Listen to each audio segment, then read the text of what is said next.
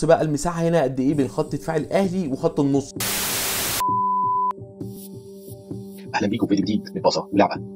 هنتكلم النهارده عن السوبر الافريقي ونشوف ازاي جوميز قدر يتفوق على كولر بالتحليل وبالتفصيل. فيلا بينا نشوف. علشان نفهم الحكايه لازم نشوف الزمالك كان بيعمل ايه وهو معاه الكوره في مقابل ضغط الاهلي كان بيبقى عامل ازاي.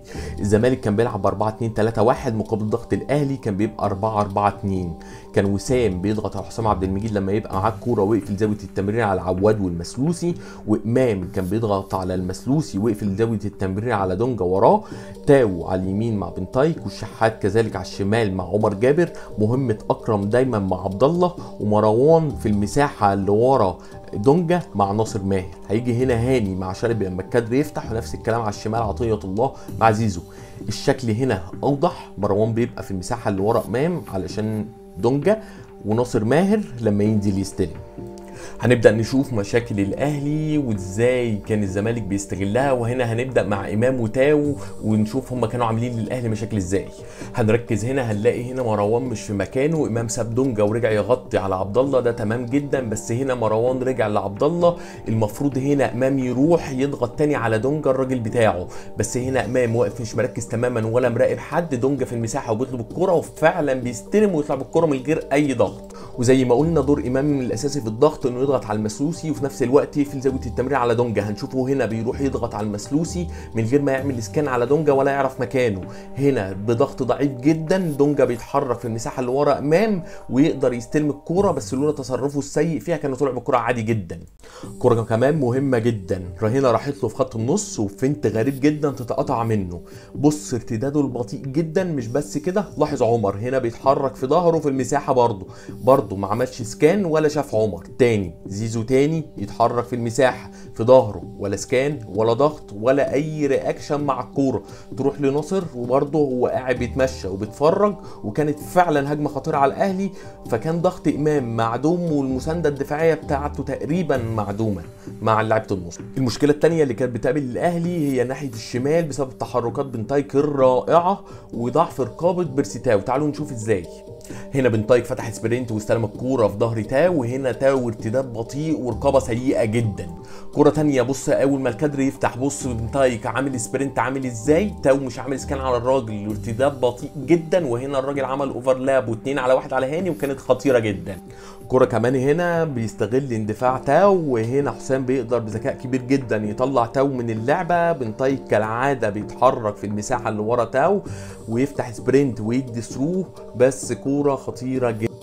تعالوا نشوف بقى قد ايه ده عمل مشاكل للاهلي وازاي قدر الزمالك يستغل ده. اول كرة هنا رجعت لعواد، وهنا حسام والمسلوسي وسعوا الملعب علشان يوسعوا مساحه الضغط.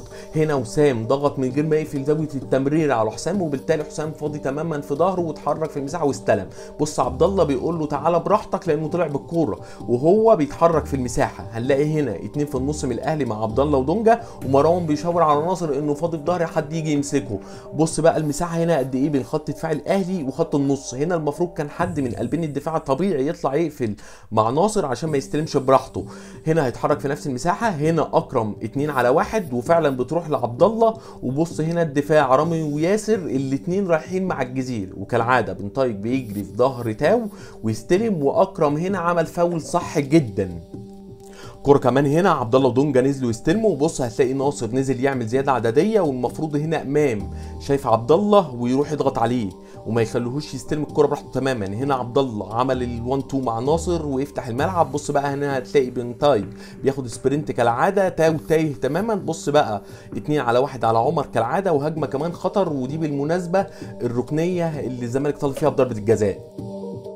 هنا زيزو بذكاء كبير جدا سحب اكرم وراح مهاجم تاني، وبالتالي هنا عبد الله فضي تماما علشان يستلم تحت. وزي ما اتكلمنا بن طايك كالعاده بيهرب من تاو وراح في قلب الملعب، وهنا عمل 2 على 1 مع هاني. الناحيه الثانيه امام سيد ناصر. بص بقى المساحه سواء لبن طايك او لناصر لو اتلعبت فيها هتبقى خطر جدا. حتى بص عبد الله في الاخر بيعتذر عشان اتاخر في التمرير. في الشوط الثاني كولر كان واخد باله وكان عارف المشكله كويس جدا، وحاول هنا يظبط الوضع ويخلي امام يضغط في النص ويدعم مروان واكرم زي ما احنا شايفين هنا، وفعلا بيرجع ويقطع في اول كوره كرة هنا تانية هنشوف امام نازل مع ناصر، بس هنا ضغط سيء جدا من امام وسام. عبد الله يتحرك في المساحة وراهم، وكالعادة المسلوسي يضربهم بكرة هايلة. بص هنا ناصر اتحرك، المفروض مع امام، بس كالعاده امام ضعيف جدا في الضغط. ناصر بيستلم ويسلم عادي جدا.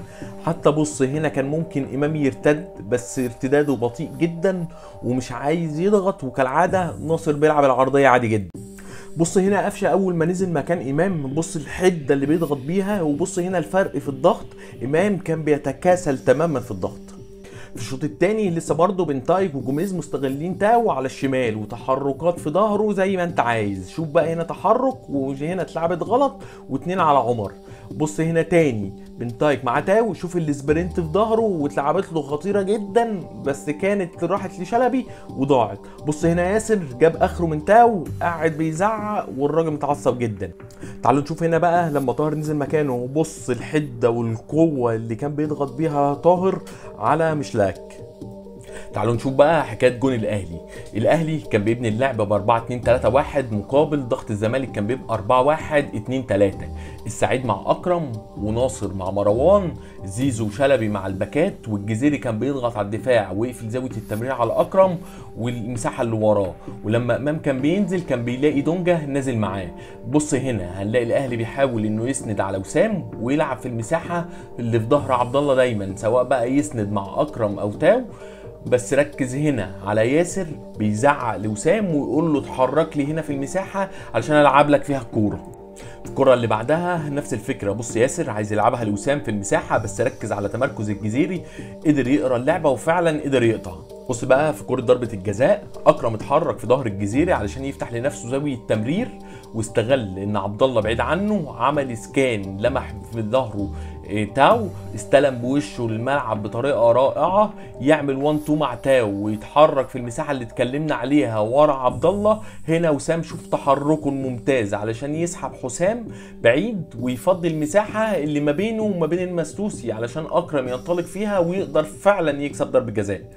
نيجي بقى نبص هنا بجون الزمالك، زي ما قلت في فيديو عمر فرج، هو ممتاز في حاجتين الراجل ده، ان هو كمحطة وممتاز جدا في الضغط. بصوا هنا هو عمل الاثنين. عمر هنا بينزل يستلم، المسلوسي هايل في لعب البساط اللي بتكسر خط الضغط، بلمسه من عمر بيسند، هنا اتقطعت، رجع تاني ضغط عكسي على طول ويقطعها. هنا يحيى غلط من الاهلي، ايوه، بس هنا المفروض مروان يرتد اسرع من كده بكتير ويوقفها فعلا فاول. بص هنا في كرة زيها الدقيقة 94، مجرد ما رضا سليم عدى، هنا زيزو رجع وراه بسرعة شديدة جدا، ارتد بسرعة جدا وعمل فاول على طول، وهو ده اللي المفروض كان مروان يعمله. بس نرجع هنا تاني في اللعبة بتاعتنا. بص ناصر هنا بيتحرك على البعيده، وهنا ياسر بيعمل عليه سكان، وناصر بيطلب الكره على البعيده. هنا بص بقى وضعيه جسم ياسر ابراهيم، جسمه كله لجونه وللكوره، وبالتالي مستحيل يعرف يراقب الكوره وناصر في ظهره في نفس الوقت، ومطمن ان ناصر رايح على البعيده تماما. في نفس الوقت ده ناصر بذكاء كبير جدا قطع على القريبه وفاجئه، وبسهوله جدا قدر يخطفه ويسجل جول. وده كان كل حاجه عن ماتش القمه، فوز كبير جدا للزمالك، والمهم رايكم انتوا، وسلام.